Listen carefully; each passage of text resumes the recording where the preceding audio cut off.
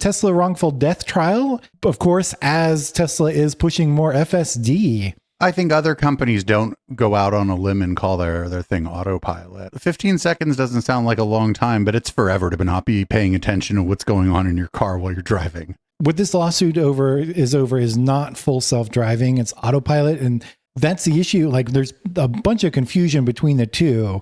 Don't play a video game while you drive your car. Roku expands the capitalist dystopia. Roku has a patent on a way to show ads over anything plugged into your TV. The thing about the Roku TV is it's a huge selling point, actually, for, I believe, the TCL TVs. You get an update to your TV, and then all of a sudden you hit pause and there's an ad for a, who knows, who cares? You're like, what the hell is going on here? And then you look it up and you're like, well, F Roku. What a bad idea for a company that has built like a pretty good reputation. Well, I mean, you know, if your pet alligator drives into somebody in their Tesla because they weren't paying attention, you got to get a lawyer. Hello, how the tech are you? This is our weekly tech show on Echoplex Media. I'm historian Matt, and I'm a co-producer and one of the co-hosts of this show.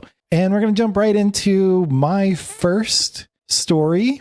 And that is on the Tesla wrongful death trial, of course, as Tesla is pushing more FSD. If you haven't heard about this, so this trial is just kind of like restarted this past week, but it's basically about Tesla's autopilot, and it's over an Apple engineer, Walter Huang, who died in 2018 when his Tesla Model X crashed into a concrete divider on US 101.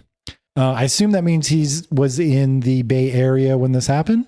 But the autopilot feature was engaged before the crash. But after checking with some of his, with obviously Huang, who was working for Apple, had an iPhone, and they checked on his iPhone and found out that he was actually playing a video game at the time when the car crashed, which means he wasn't paying attention to the road as he was supposed to be. But, more buts, Huang also noted to his friends before the crash, like days before the crash, that his car kept drifting near the same divider and has done that twice before. So there was obviously something going wrong with the autopilot, and the lawsuit finally that's coming to trial now alleges that the Model X lacked proper design systems for crash avoidance. And I didn't write this in here, but it's not actually part of the article, but there's been a big push. You've probably seen it in the news recently that Tesla is pushing FSD on everybody. And if you take your car in to get it serviced, if you have a Tesla and get it in service, they kind of force you to go through an FSD trial. They're the people, the mechanics or actually whoever the service person is that's working with you is required to give you an FSD demo. So this autopilot, of course, it was a few years ago, but it's having problems, but they're still forcing FSD. What do you think, Dave? I think other companies don't go out on a limb and call their thing autopilot. I think they call it assistive technologies, driver assist, advanced driver assist, where the word driver is in most of them, is like which leads you to believe that you are still driving the car, which is a fact. Or just like lane keeping, which is the problem in this. But the other one you missed is some of these other car companies call it advanced cruise control. And of course, cruise control, you're supposed to be paying attention. So it's just supposed to be a better cruise control. The other issue that is mentioned in the article that's linked in the show notes is that Tesla, so all the car companies are required, if they have this advanced like lane keeping, advanced cruise control, whatever you want to call it, everybody is required the drivers have to have their hands on the wheel, right? And they have sensors to test, check if your hands are on the wheel, running the wheel. They also are adding in cameras to check to see if you're paying attention and stuff like that. And other car companies have like apparently a shorter window, like 15 seconds of like the driver is allowed to look away. But Tesla's, sensors allow a much longer period of time. I don't know. I think it says in the article. I don't remember what it was. I didn't write it down. But that's part of the lawsuit that says, that it lacked proper design system for crash avoidance and basically lacked proper safety for that. So 15 seconds doesn't sound like a long time, but it's forever to not be paying attention to what's going on in your car while you're driving. Like people have died because they went and reached for like a tape or a CD in their glove box. Yep. Ran off the road and or something and Yeah. So got into a big wreck. that's forever. It's it's the fact that this guy was playing a video game is probably they're not gonna find in the plaintiff's favor, I wouldn't think, even though the marketing was deceptive. But here's the problem with this is like the deceptive marketing, it's telling you that it's full self-driving. And so it's going to lead people to believe they can do all kind of things. And it's not full self-driving. I don't know. It's sad that this guy died. I suppose this could have been a lot worse. There could have been people who were driving their cars responsibly who ended up getting smashed into by this car. Like, I think that's what's going to be the one that's going to, that they're going to get nailed on, right? Is when the driver of the car, playing a video game or pleasuring themselves or whatever it is they might be doing as the car drives itself or supposedly drives itself. And then they, tragically run into another car, hurting or killing someone else. And that's going to be when Tesla's going to get nailed on this. But it's just incredibly irresponsible to keep calling this full self-driving. There's no reason to do it. The only reason to do it is probably one man's ego, because you're just saying we have the best driver assist technology in the world. Plenty fine statement. You can make that statement. It's subjective, and some might, I think the consensus generally is that this is a better driver assist technology than in most other cars. But just calling it full self-driving, it's just incredibly irresponsible. Well, this is, what this lawsuit is not full self-driving, it's autopilot. And that's the issue. Like, there's a bunch of confusion between the two, because autopilot is basically the advanced cruise control, what other companies pretty much universally call advanced cruise control, lane assist, that sort of thing. Full self-driving is a different offer, and it's the thing that they're pushing now, which is supposed to be the ones that you're completely hands-free and you're not supposed to have to pay attention, although I think they're still required to, because it's still, it's self-driving car, so you have to pay attention all the time. Still legally liable. Anyways, but autopilot also sounds like the same thing. What would like if somebody was going to ask you, just like if you didn't know anything about this, what would be the difference? Like just hearing the words, right? Full self-driving or autopilot. That sounds like the same thing. Yes, they do. Yep. Like absolutely. Those are the same. I mean, they're different words, but they're the same words, right? They're the same statement. Yeah, and I'm fairly a savvy tech person, and I wouldn't say car, but EV car person definitely. And when I first heard about autopilot, I thought it was the same thing as full self-driving. I do want to say I do have a Tesla, a cheaper Tesla, but I do not use either, actually. You just drive the car? They've proven to be so dangerous. And I think, eventually they're going to get better and they'll be worth trying out. They'll be safer to use. But right now it's just too dangerous. Right, you just drive the car. I can just drive the car. It's fine. Yeah, it's fine. It's the same way people have been driving cars for a long time. Yeah, it's a nice car. It's nice to drive too. So, well, I don't know. This ain't great. I mean, the guy shouldn't have died, but don't play a video game while you drive your car. I mean, we've seen almost worse, right? Yeah. seen videos of people sleeping in their Tesla while it's driving itself. And I'm not sure there's a whole lot of functional difference. Yeah, that's true. I feel like though, if you're playing a video game, you're a little faster at getting back up to speed, but it doesn't matter. He wasn't paying attention. Yeah, I mean, don't get me wrong. I don't like Elon Musk, and I hope they, I hope they slam this company on this one. But my guess is that this isn't the one. But it's coming. It's coming where someone's going to put their car into this mode, and it's not going to be themselves that gets hurt. It's either going to be their passenger, maybe, or somebody in a whole different car, or a pedestrian, or someone's dog, or they're going to smash into a building, or something's going to happen, and Tesla's going to have to pay a whole bunch of money. Who knows? It may just settle this. They may, you know what I mean? Most of the stuff ends up getting settled, so they may settle it out of court, and we may never know anything about what happens. Yep. But again, your car is not full self-driving, no matter who you are. It doesn't have no autopilot. I don't care what the brochure says. These are like Matt said, these are just better versions of cruise control. I don't even know what it allows you to do though, because you still got to pay attention and keep your hands on the wheels.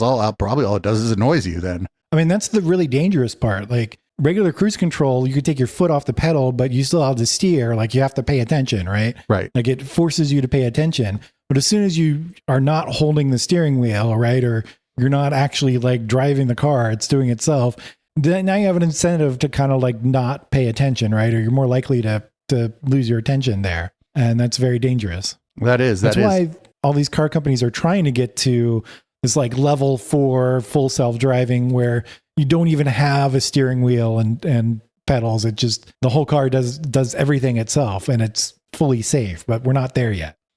Some places have a thing where it's almost like that for you, and that's called the subway. Yeah, that's really close. Yeah.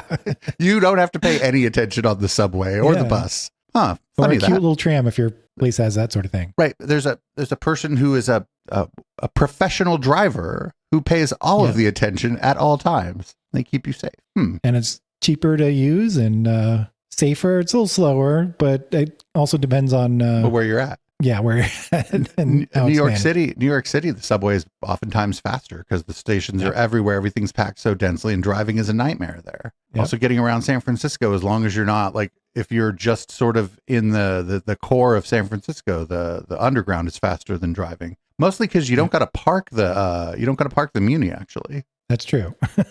That is true. You know, that's another thing, and maybe that's a conversation for a different story. But the Elon Musk hates public transit, so. Yeah, heard about that. So he wouldn't suggest the train, but I do. That's a different story entirely, though. Yep. What do you got next, Matt? Okay, on to my next topic, which I have titled "Roku Expands the Capitalist Dystopia." What am I talking about? Well, we found Roku has a patent on a way to show ads over anything plugged into your TV. This is not just Roku's plugged into your TV; it's anything plugged into the TV. This is, of course, for Roku TV, so that's how they're able to do it. They're controlling the TV itself, which then, when you have something plugged into it, it can detect the signal coming into them. And the patent says that it will use several methods to detect a pause screen and then show ads. The methods include if the video is static, if there's no audio playing, if a pause symbol is displayed somewhere on the screen, and finally, and I'm not entirely sure how this works, but if there's a pause signal detected from a pass-through remote control.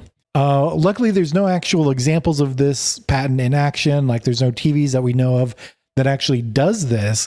And technically, it could be vaporware. It may never become part of a product, but it seems like, you know, way up there in the capitalist dystopia thing, like ads all the time. Can't even pause your game. What do you think, Dave? I forget who it was. There was somebody giving out free TVs that were always displaying ads, and I forget what the name of it was. But the thing is, that's what you signed up for when you got the free TV. Do you know what I'm saying? You got the free piece of hardware. They used the hardware to display ads for you. I forget what company it was. You were signing up for that. But the thing about the Roku TV is it's a huge selling point, actually, for, I believe, the TCL TVs that have the Roku built in. It's like some of the smart TV built-in stuff is just hot garbage. Honestly, like my mom has a fairly new TV. It's a Samsung, and I guess it's not that new because it was when I lived in Campbell, she came over and I was just flipping through things. I think she came over, something happened. She wanted to, something we just wanted to watch. And my dad was out of town and we had dinner and watched this thing, and she was watching me navigate the TV. She's like, "What box do you have?" And I'm like, "That's built into the TV." She's like, "What?" Because I have Android on my TV and it's wonderful.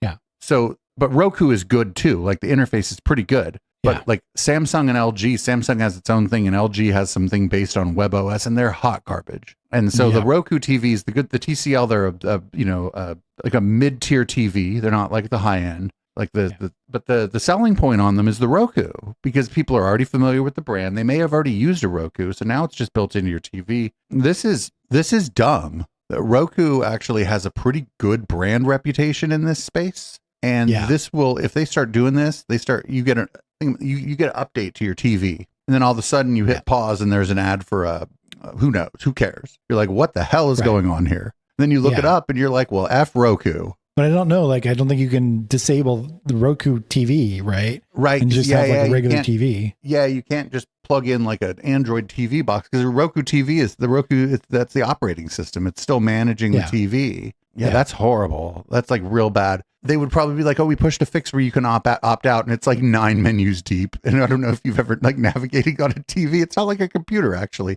They're like, "Oh, you have to put in this 14-digit code on your remote control using the on-screen keyboard to disable this." And it's like a password that got generated by LastPass or something with all kind of weird characters that you're not even sure where to find on your TV. What a bad idea for a company that has built like a pretty good reputation. But again, go ahead. again, it has not happened. There's no TVs out in the wild that are doing it. Normally, I wouldn't report on something like this that doesn't actually exist. It's just a patent. But to me, this is just such a horrible idea. And I don't know about you, but like, I just absolutely despise commercials. Like ever since I started like getting, what streaming services where you actually pay for it and they don't include commercials because you're paying for the content, and I just realizing how many commercials I was watching before and how many of them are just incredibly bad, I don't know. When I go somewhere where they have cable, I find the commercials kind of quaint. Well, I visit my parents all the time and they still have cable TV and the commercials are just horrible. Well, but in Florida, so almost all of them are personal injury attorneys. Yeah, or just a lot of stuff targeted at old people too. Yeah, that's who still has cable. It feels like the personal injury attorneys in Florida are supporting the entire economy of Florida at this point. Well, I mean, if your pet alligator drives into somebody in their Tesla because they weren't paying attention, you got to get a lawyer. Yeah. Oh, that's like I said, it would, unless there's, maybe there's some way in which they're gonna partner with somebody to do this, and then it'll be like on a specific kind of low cost TV, and that you're buying this, or at least the information that you're buying this is available to you, right? That it's on the box, that it's like, it could be one of the, like I said, that one company that gave away the free TVs and there were ads. Maybe they're going to be doing something like that. But if they put this on like, even like a mid-range TV from TCL, like, a 55-inch TV for $800 or whatever, people are going to be so pissed and they're going to destroy their brand. I don't know. I like the Android one, but I've been on Roku TVs are easily as good, if not better, maybe than the Android TV. They're good. It's a good system for controlling your TV. I know people who have smart TVs that the first thing they do is plug in their Roku. They're just like, I'm not even using it because it's all set up already for them. Why would they use what's built in if they just unplug a device and then plug their Roku in and they're doing the same thing on maybe they have to buy a new Roku with HDR or something, but they're cheap. They're good. They have a good brand recognition. Their logo is purple. Everybody loves them. And so, if they're doing something that makes sense, maybe starting a new brand or partnering with some TV manufacturer, or this is for some other market, or who knows, for hotel. What if it's for hotels? Yeah. Well, true. I mean, I wouldn't care. I'd be like, this hotel has a TV in it. I get it. Like if it's a free TV, then you get what you pay for, right? Right. And if you're get ads, if you're in a hotel, like whatever, if you don't like it, just plug a Chromecast into the damn thing. Oh shit! It'll advertise right over your Chromecast. Yeah. There's ways in which this could be fine. Like if it was for hotels or like waiting rooms at places or whatever, then this would be fine. Yeah. Yeah. Like I said, if you go buy like a nice brand new TV and then you hit pause and the first thing it's doing is advertising, for example, a personal injury lawyer to you, when you're like I swear I just paused something on Kodi. Now you're mad. Yeah. Now you're mad. Or I paused something on this service that I pay for to not get ads on. And now I have an ad because I paused this because I wanted to go make a sandwich. Things aren't going to get better in my segment, let me tell you. Okay. Thanks everybody for listening to How the Tech Are You. We'll be back next week with more How the Tech Are You. If you want to find ways to support us, you can do that at echoplexmedia.com. Just click the support tab. Just give us money directly or sign up for memberships or just tell a friend about this show if you want to do that. And check out twitch.tv/echoplexmedia if you would like to be horrified. Someone once told me that there are videos that are going to appear right here. Have a great tech and week.